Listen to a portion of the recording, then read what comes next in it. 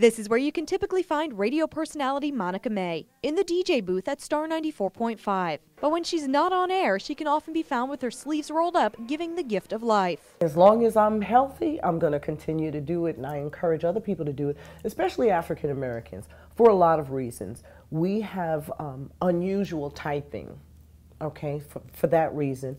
Second, we have more unfortunate needs for blood. Monica credits blood donors for saving her life. It was kind of touch and go for me for a while. In 1989, after 13 hours of labor, Monica delivered her first and only child, Monique. Somewhere within the delivery process, whether she was in the canal and turned, we really don't know.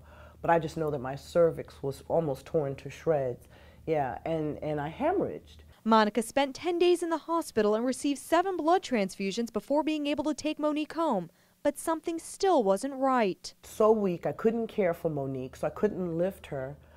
That made me, terribly sad. Couldn't even feed myself, didn't even have the energy to lift I was in a really bad situation. Monica continued to hemorrhage after being released from the hospital, and when she went back, doctors discovered the problem. The placenta hadn't been released after childbirth.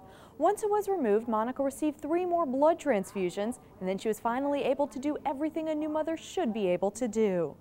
Able to hold her, change her, just love on her. It just gave me back my life, my strength. It's been 21 years since Monica needed those blood transfusions. Her daughter is now a senior in college and a blood donor like her mother.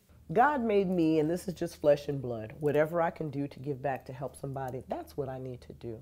And the baby that it saved was my child. Monica says she still thinks about those 10 blood donors that allowed her to see her daughter grow up. I have thanked them in my prayers. I don't know who they are, and they don't know that I received it. And that, I think, is the real gift of life.